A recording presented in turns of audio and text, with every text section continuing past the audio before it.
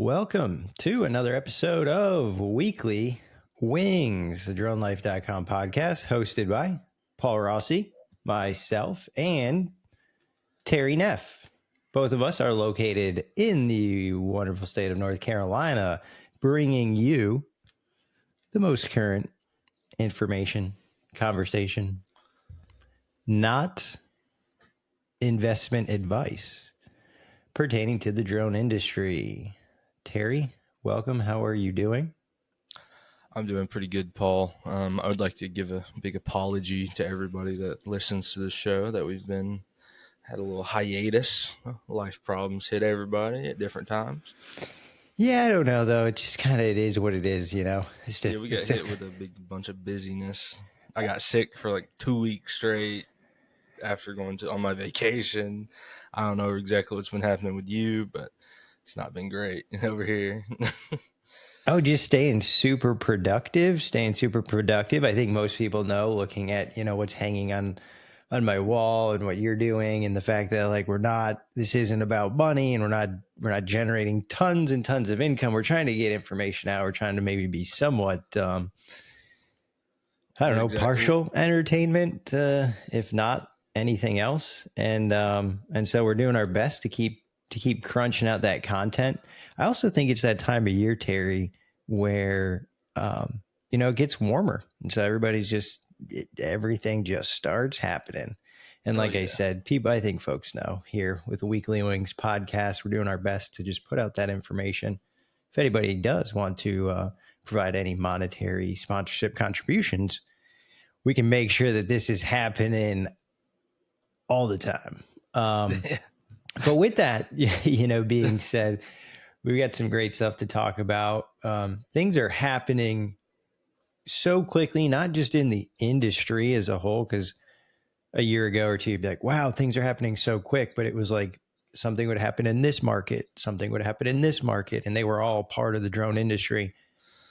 Now it feels like there's something happening in every single market of the drone industry at the same time once a week. So public safety, it's not a monthly announcement. There's like weekly announcements about some new product, some new partnership, acquisition, drone delivery space. There's like a weekly announcement. It's not these, sporadic. And so the industry is thriving, and the markets, there's not just one or two markets. I'd say it's a dozen, if not more markets. And so did want to say we've had some comments on the videos over the past few that we've put out. So did want to make sure we recognize that pancake flux. So everybody loves some good flux, right? If you solder, you at least know flux in that capacity. And then also there's flux capacitors. Speaking of capacity, I digress. But Pancake Flux commented like a month ago on two videos that I'd say access to the frontline real combat environments with real counter drone weapons is worth quite a bit to our own drone slash weapons manufacturers. Folks like Anduril test things there and iterate. And so that comment, after that comment, I think over the past month, we've seen just massive announcements in regards to like defense and UAS. And then some more recent comments. Vast CNC, a little less than 2 weeks ago on our most recent video, had said, love to get your takes on tariffs and the industry this week. Terry, like you said that you were like super up to date on tariffs, and you like had a great answer for this question. Hold on. Listen, guys. Now, Paul might be able to answer these questions a little better than me, but I am 21 years old, and I don't know too much about tariffs. How politics works. Yeah, I don't know much about tariffs. I'll tell you this: you really don't, right? When being in the resale of drone space, it's very clear that these tariffs are having an impact. So when we're talking, folks, the 100%, 120, 145% tariffs on products coming from China, that's real. And that stuff went into effect, like the initial tariffs went into effect, a month or so ago. But within the last 2 weeks, we have seen a 100% tariff applied, not to consumer drones.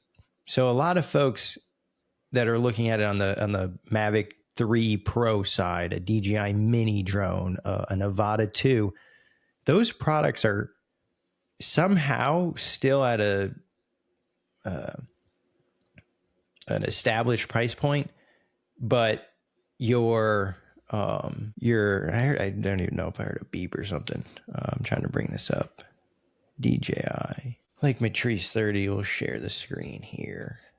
These prices have gone from a Mavic 3 thermal. So I know there was the original tariffs before we started adding tariffs to every single country on Earth.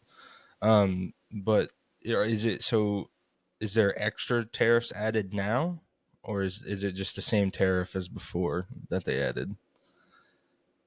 And it's not a blanket tariff, no? Like where it's just everything's 100%? I'm sure other stuff's more, some stuff's less. So let's see DJI here. So this is DJI's website. Right. This is a drone that they're saying on their own, not available in your country or region. So a month ago, you could have gone on this website and saw the price. But when we look at any enterprise, there's no hardware. Like you can't, they're not even, all you can do is buy software. So DJI isn't selling it and posting prices, which is, wild. But for the folks that are getting it in, this drone, Matrice 30 went from being maybe $12,000 2 weeks ago, a month ago, $13,000. Now it's $24,000. And then the smaller version of this, the Mavic 3. Oh, well, see, you guys are seeing the subscribe screen. This tab, right? Not available in your region. And so they're only advertising their software. DJI Mavic 3 Thermal. Hit the caps lock button there. We can go to DJI's website. Not available in your area, country, or region. Or here. I keep doing that. Boom. So that's the Mavic 3 Enterprise. And so this you can't buy any of these. So this drone, just these two? No, it's every enterprise product on their whole line. And so this drone was $6,000 last month, and now in May that drone is $11,000. So $6,000 to $11,000, so a $5,000 price jump. And so it's interesting because the tariff is on the cost of the product to get it into the country. The tariff, I don't think, is necessarily on the sales price. And that's where, when the tariff goes in place, the manufacturer, so it's not necessarily like a 100% increase in price of the product. The tariff on getting it in. So it's not always like the price is necessarily going to double, but the price will damn near double if you apply a 100% tariff. Does that make sense? Yeah, it's the cost to bring it into the country. Yes. It's the gas fee. So that's going up, and then the margin kind of stays the same. And so, yeah, this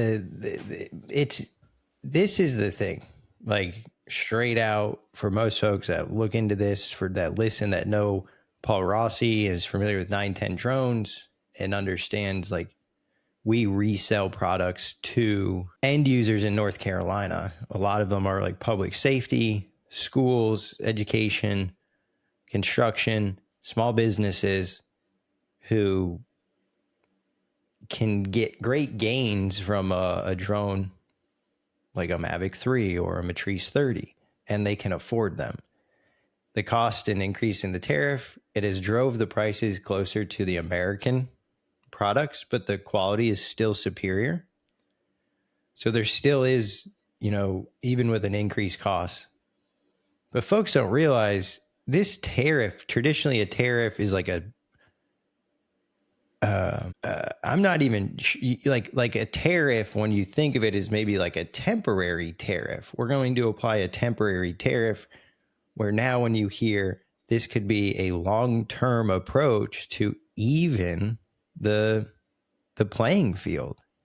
And so it will upset a lot of folks who have businesses that are tied around the products that are coming in from the other countries. But, there's always going to be two sides. And so we've talked about it's nice to see American jobs, right? American companies, American businesses, but how we get there,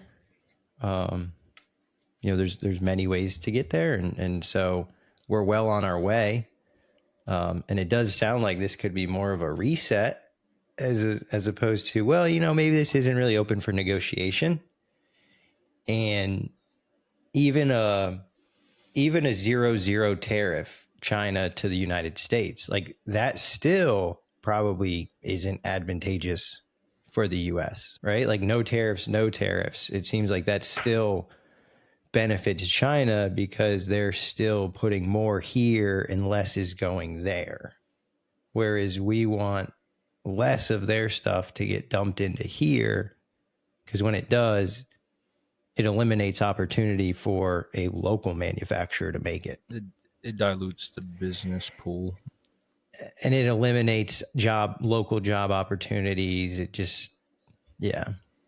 So this tariff approach is for sure just like the most blunt, brute force approach to getting jobs in America, though.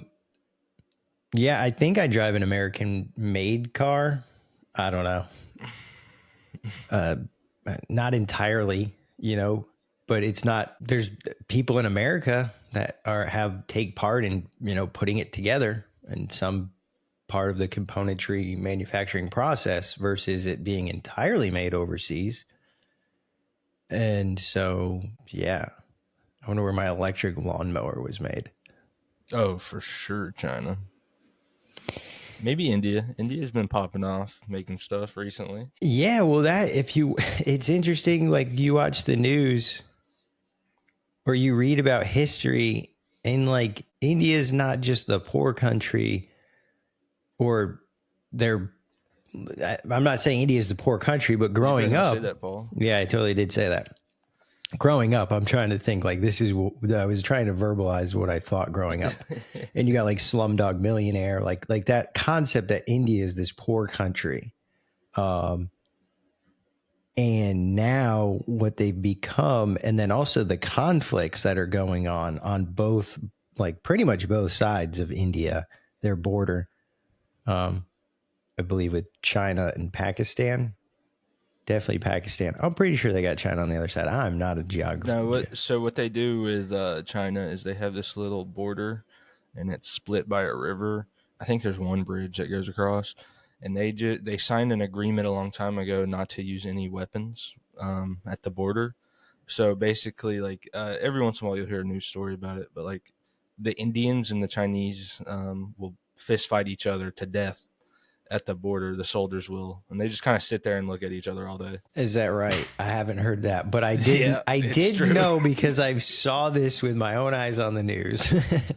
Is like Pakistan. There's disputes. It's border disputes between where the border actually is, and a lot of these areas are just. These borders are no one lives on them. They're like in the middle of nowhere. So some people say it's here. They say it's here, and unless you're fist fighting for what you say it is, right, on this side over here, but Pakistan's claiming that India is like stopping the water and not allowing water to go and pass down a river into Pakistan. Like India is holding up water from Pakistan, which is That's not not like, cool. I mean, it's, what did you say? That's not cool. Right. And it's nuts because you don't really think like, what if a state did that? Like, you just don't think in the US, like one state is going to, we're all the United States, but over there, it's like you literally have a country right next to the other country, Russia, Ukraine, Pakistan, India. And so, I mean, that's wild. And then we're just like Canada, Mexico. And here we are, like, at least we still got the water flowing through, right? That's the positive. But it did anyway. That's tariffs. That's the take on tariffs.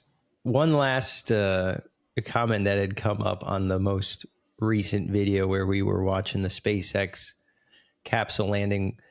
Chad McAllister says Unusual Machines is probably well positioned as a U.S. drone parts supplier once the Chinese drone ban kicks in.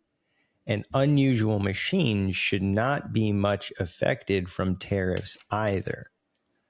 Also heard they are beginning to build motors soon as well. Not sure if this is through their affiliation with Red Cat or will be separate in-house production. All of this bodes well for Unusual Machines with the pending restrictions on Chinese drones and components. So you do. I know, Terry. I know you might not be the tariff king or expert. No, that would be Donald Trump. Yeah, right.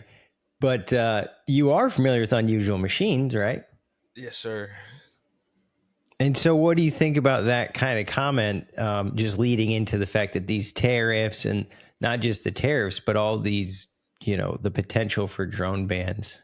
You think Unusual Machines is positioned well?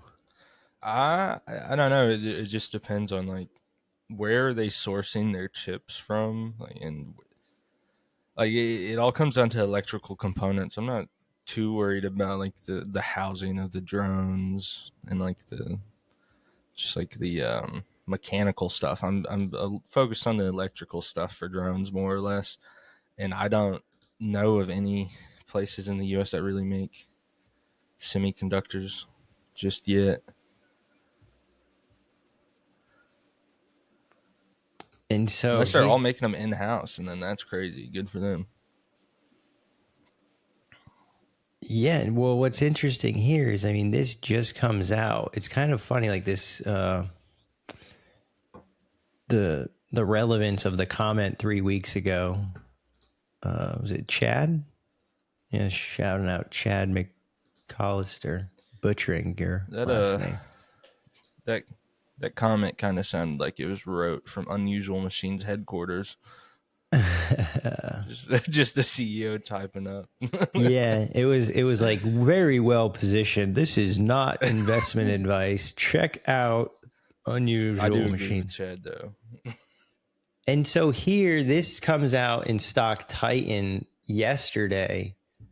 U.S. drone parts manufacturer has announced the pricing of its confidentially marketed public offering of 8,000 shares of common stock at $5 per share, aiming to raise $40 million in gross proceeds.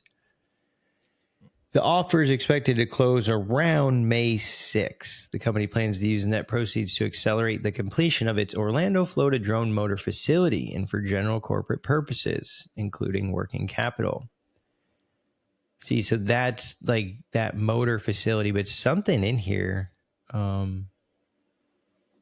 mentioned Red Cat, but what are they offering? More, they're selling more stock. Yeah, I think they're just adding to their stock pool because they're already listed. They're selling 8,000 shares of common stock at $5 per share. But they're trading higher than $5 a share. So how does that? Maybe they're offering a discount to like you buy it through them. They're offering a discount so they can raise the money faster. That's interesting. And then so the other thing is the Red Cat. Yeah, I think you're right. Where it's like you have to be an approved like a exchange, not an exchange, but you have to be like an investor of a certain size in order to add that, and you're purchasing like a super high amount. Mentioned Red Cat. Their affiliation with Red Cat will it be separate in-house production? And so what I think here, and what Chad mentioned, because I was like, oh, Red Cat, those are two totally different publicly traded companies, right? UMAC and Red Cat. But it sounds like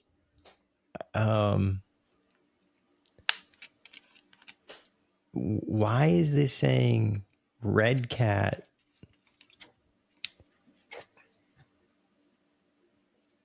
Oh, so a customer. This is not even new news. This is February 26th. So Unusual Machines is Red Cat is purchasing their motors from Unusual Machines. Yeah. Okay. So that comment's good. I mean, it's so their own production. Unusual Machines will be making the motors in Orlando. Unusual Machines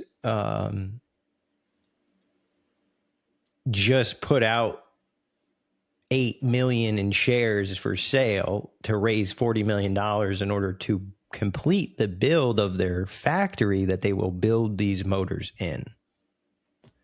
So see how business works nowadays? It's like they secured February. They had the announcement that they, secured RCAP. Here we are in May, and they kind of got their hands out trying to get the rest of the money they need to finish the factory to build the motors in. I mean, Unusual Machines is for sure going to be a force. It's kind of weird that they can't just get $40 million of funding from somebody. And then where was it? The Tesla something. I didn't know if this article mentioned it, but they had hired. One thing we did discuss on the podcast was how they had hired the ex-Tesla engineer. Yeah. Right. No, he wasn't. He was the. I think he was the head engineer. A head engineer, maybe. I don't know. I could be wrong. He also liked mechanical keyboards. And so who do you like when you're Brad Mello, VP of Manufacturing? Nah, that's... Wait. He was... he led automation projects for the Model 3. Okay. And the mechanical keyboard stuff. Got to throw something interesting in there to remember him. He likes mechanical keyboards. Brad Mello. Well, who do you think then they're making the motor? See, this is where I still go. And I read that comment, and I think, although when you look at just stock price, Ondas, right? Ondas, I'm not telling you to invest in Ondas, but I just, I don't know why. We'll see. I don't know anything about markets. So yeah, thanks for those comments there, folks. Yeah, it's great to get feedback. Thank you, guys. Keep them coming. It gave us a good amount of stuff to talk about. We do appreciate it. And Enduro came up, so I did want to say I saw this about chilling effects. What one Army unit learned about cold weather drone warfare. Frozen propellers and short-lived batteries are just some of the challenges these grunts faced during training in Europe. So now they call them grunts. They're calling the drones grunts. That's interesting. Unless they're talking about the soldiers. Talking about the people. I think they're talking about the soldiers. Yeah. Oh, that's a great thing. Yeah, just call them grunts. That's awesome. I've heard that before. Yeah, well, that's like a term for a ground. Grunt stands for ground something. It's not like I got you.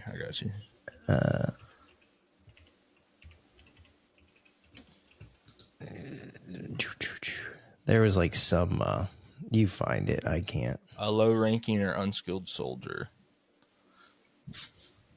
I mean, if they're placing it in the hands of grunts, maybe. I feel like we probably shouldn't be trusting the unskilled soldiers with the drones. Yeah, well, no, and then grunt, like if you break it down, like G stands for something, R stands for something, U stands for. I feel stupid for not like clear. What do I know? I worked on Grunt helicopters. synonym. I got you. 1 second. Yeah, see, you know what a synonym is. I didn't. Is that what grunt acronym? I think it might be acronym. I think that's an acronym, Terry. General replacement unit not trained. Like boom.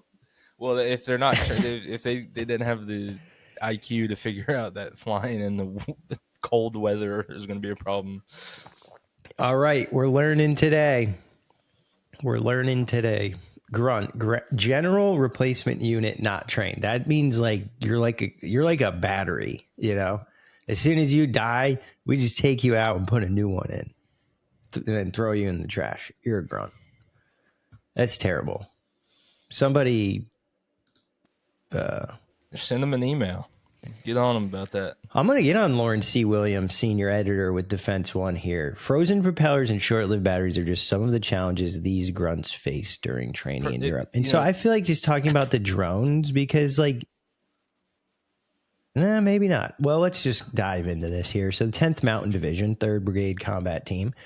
If you know anything about Army 10th Mountain Division, that's like you go to sleep in the mountains and you wake up with like 2 feet of snow on top of you. Like these guys do stuff, right?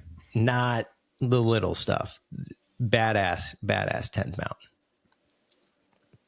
Training with some drones. Want to extend battery life, looking for ways to increase that. And so they're testing these aircraft in some pretty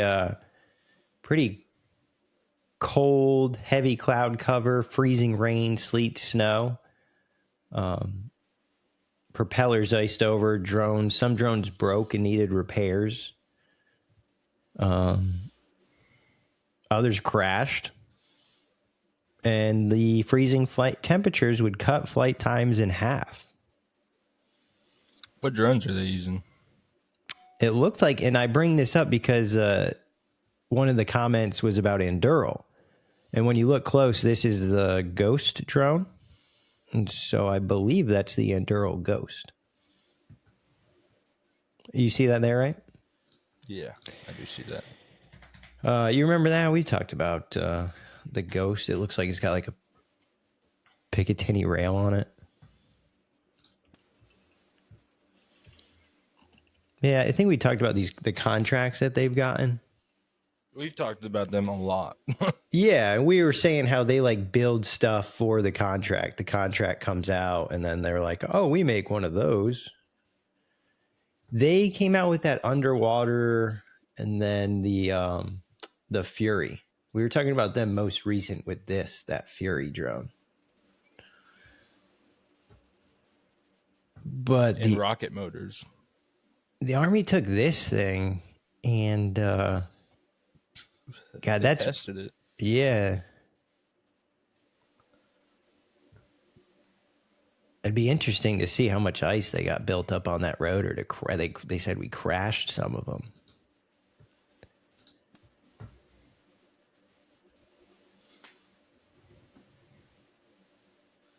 But that's just a picture of Anduril. So it said they had more than 150 drones. From small drones to medium range reconnaissance drones, all the way up to 50 pounds. That's kind of cool. Don't you wish you could do that? What, sleep in snow? What are you talking about, Paul? No, not sleep in the snow. Fly a bunch of drones until failure. And then we also... Cool, yeah. We also tested for the first time a prototype of the infantry squad vehicle, Heavy, a hybrid diesel-powered truck that contained enough onboard battery power to run our brigade command post for 24 hours without having to run external generators. This Hold on vehicle, now. this vehicle ran the command post for 24 hours. Who makes it? Who makes it? Is that GM? GM. Of course it's GM. Yeah, of course. It's like, oh, made by DJI. The infantry squad Bring up the vehicle. BYD. Made by Hanshin Hansen. Shenzhen. It's like, where's that made? In Shenzhen. Like, yeah, no. Where's that made? By GM in America. Hell yeah. GM always pulls through with the vehicles, though. Dude, they have so many bags packed up here. Yep. That looks It like kind it of looks seats cool 6. too, and it's diesel and it's a hybrid. Dude. Oh, well, hold on. And 2 in back. Like, I think it's like a 1, Can 2, I buy 3, 1, 2, 3, and then maybe like 2 in back. It looks like that thing could hold. Oh, it's a squad. Well, I mean, hell, it's a whole squad vehicle. I'm imagining you fit 9 to 11 on that vehicle. That's wild. How much does it cost? I need it. It's based off the Chevy Colorado ZR2 platform. So it's basically like an open Colorado. What 90% COTS parts. So 90% of this thing is just parts that they're already producing for. That looks like bullshit. 90% COTS commercial off the shelf parts. Yeah, maybe. I mean, probably, because you know how they make those, like, GM makes everything. Don't they own Chevy? but you know now how they Dodge. make those you got these people that want to drive trucks that look like they're like, oh, I'm gonna run you over. I got the next Walking Dead, like zombie apocalypse grill. You're telling me you wouldn't buy that right there if they offered it to you? I would buy land if I had the land first. No, that's street legal. Get that bad boy on the road. Start running people over. Yeah, I mean, 90% commercial you're just running a Dana M220.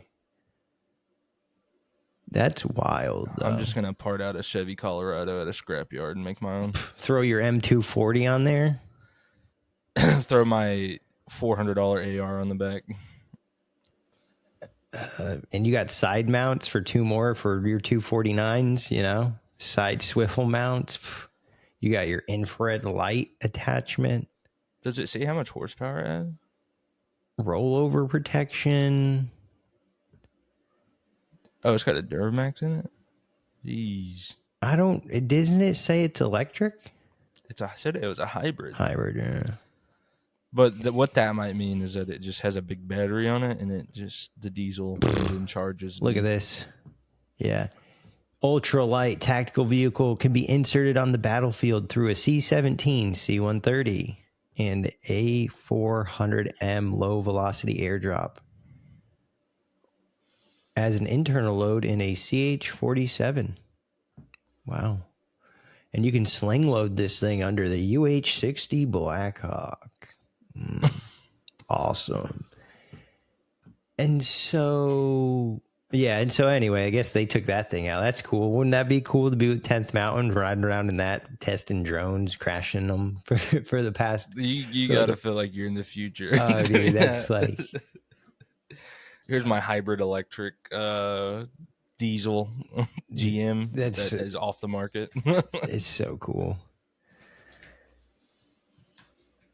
Oh, man. So, multiple pilot. Let's see. I wanted to see Joby Aviation emergency testing. There is...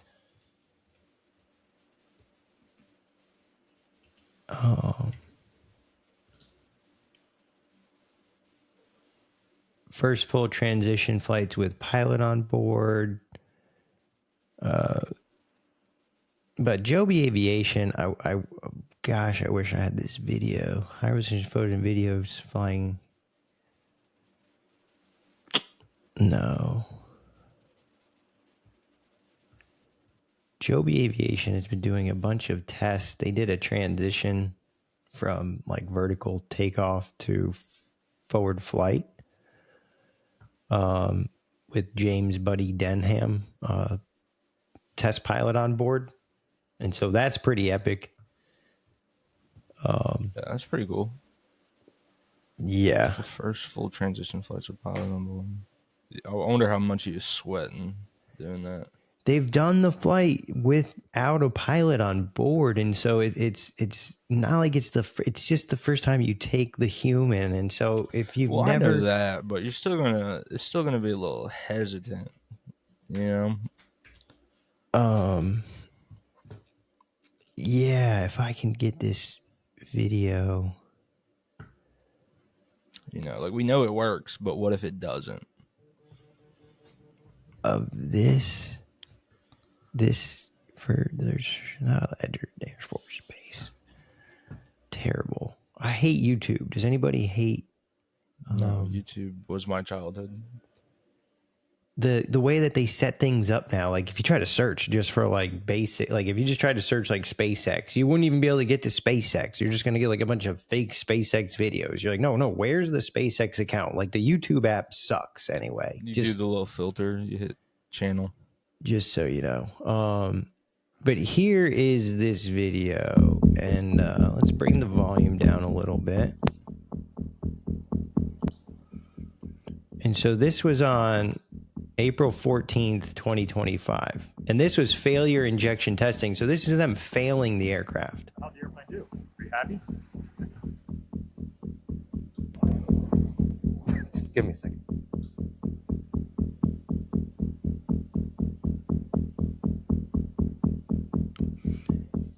How did I feel about it? Feel pretty good. I've been at Joby for 6 years, and just untold hours have been spent with some of the smartest people I've ever met in my life talking about what could possibly go wrong. In a lot of cases, because the airplane's so different, there are problems that general aviation hasn't encountered and maybe no one's encountered. All of these problems are fielded, solutions are found, and we move forward. The whole concept of the airplane from the beginning has been not just a safe airplane, but an airplane with layers of resilience. So no matter what gets thrown at it, it's going to bring the pilot and the passengers home safe. That means that a lot of redundancy gets built into the architecture of the plane. What we're testing here is the most significant level failures that include features that we can't model in a lab. The big milestone that we're building up towards is the inhabited transition flight from vertical takeoff to a wing-borne flight to a landing. The most visually obvious failure case we have is the one engine inoperative or dual channel propulsion failure, where we intentionally shut down one station on the aircraft. The flight controller is amazing. It automatically reallocates control amongst the remaining effectors. So we can lose a wingtip and we have to throttle back the other wingtip, or we can lose one of the tail stations on board, and then we have to throttle back the diagonal to keep the airplane balanced. The tilt system is actually two actuators that work in parallel. We're going to turn one side off and forcing the other half of the tilt actuator to take the entire burden and make sure that the remaining side can perform a safe recovery to land.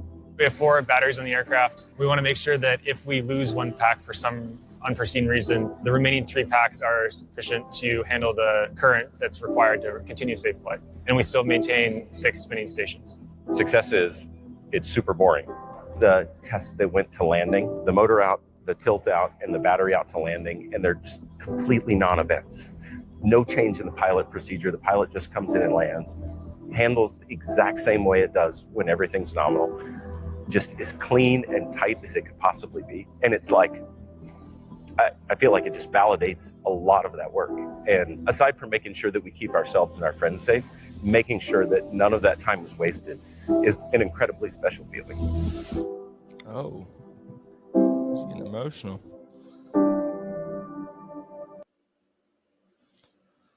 That's because that's like epic. Like safety when it works is just, it's uneventful. And so as I saw that kind of pop up there, I'm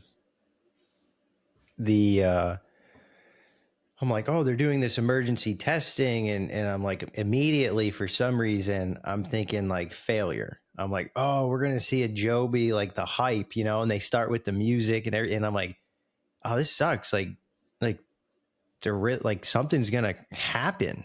And then as the video goes along, because it says, you know, like this is actual failure footage, you're like, oh, it's gonna get wild here. And then nothing happens. And as he continues to explain what they're doing and all the graphics in that where they're showing the failures, you know, things that you're used to being involved in drone operations and autonomous drone operations. It was amazing. And then at the end, as he communicates, all of this happens and the aircraft just flies the same.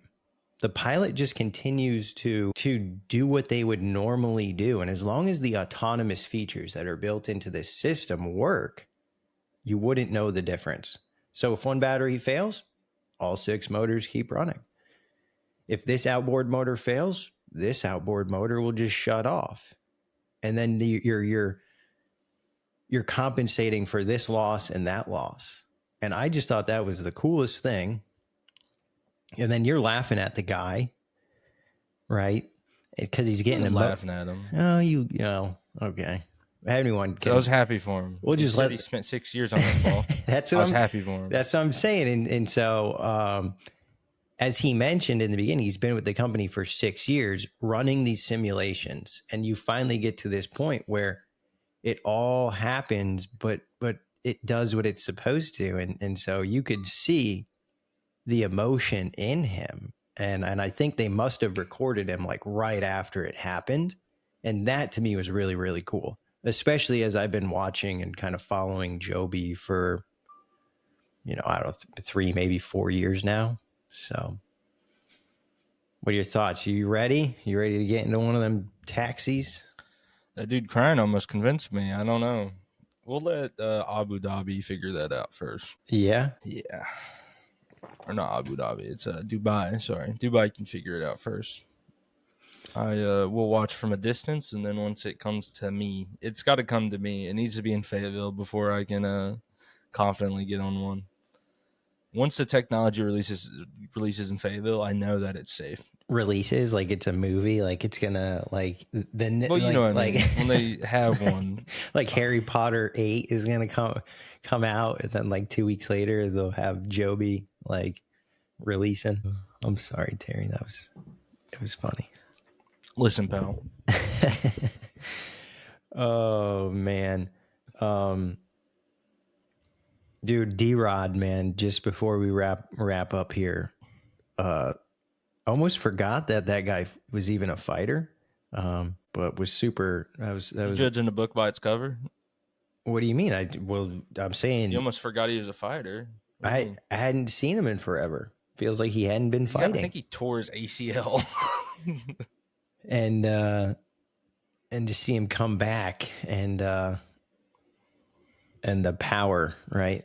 That's the one thing you remember. He hit so hard. He hit so hard off of like nothing. Like the way he strikes is he like straightens his. He almost throws punches like Connor and Ian does. It's weird. Yeah, and like lunges at people. And then dude Ponzinibbio, or however you say it, like the guy's not like. You said it perfect. He's not like the guy, but he's definitely a beast of a person to get in a cage with. So that was pretty epic. Pretty epic. That was you know what was not pretty epic? Bo Nickel not wrestling. What were you thinking?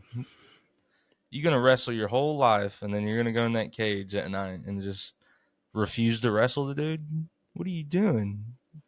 Hey, he needs to fire his coaches and go back to what made him special. Yeah, well, I think he was just trying to show power, you know. What power? I don't know. That Mason fight though, I went back and turned it on again because you're like, that was my favorite, and then I remembered I had seen it. I can remember watching that one because they were hyping up how it was that guy's like hometown, and he'd been fighting for so long. Didn't win, but I mean that was a hell of a fight. This is not betting advice. Jack Della Maddalena is going to whoop Bilal Muhammad's ass. Oh, okay. Yeah. Is Shevchenko going to defend the title? I don't know. That is a very scary lady she is fighting. I don't know if you've watched Manun. I don't know how to say her name, but that lady, if you've ever watched her fight, you're going to be like, okay, that's a good one. She's like Shevchenko well, I guess she's only 2 years younger. She's like Shevchenko too. So, Well, looking forward to that. Gonna have to wrap it up here on this episode of Weekly Wings, DroneLife.com podcast. Another, interesting episode as always. Being able to just kind of look back on some of the comments that we've gotten here, and the tariffs, and the potential bans, and diving into the usual, unusual machines, Red Cat, talking about what they have going on. Cold weather drone testing, that the battery stuff is super, super interesting. And that's one thing where when it comes to like commercial, it's like you just wait till later in the day, you fly when it's warmer, you can heat your batteries up. Taking these drones into the, contemporary operating environment, downrange, where the soldiers are or the grunts, it's completely different than what we're used to. And that's interesting. Batteries, right? It's super important, battery management. And in the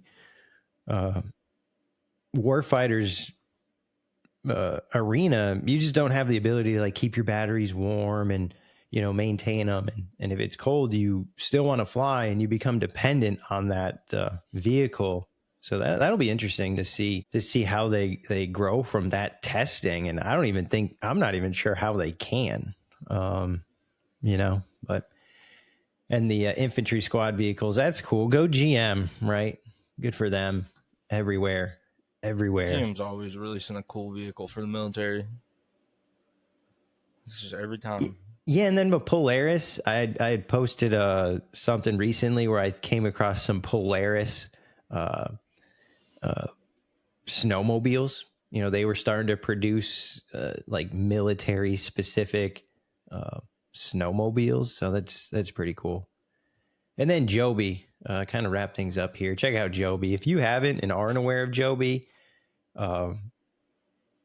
Just they're one of those leaders, like an Archer, and they did some recent testing as far as what failure looks like. And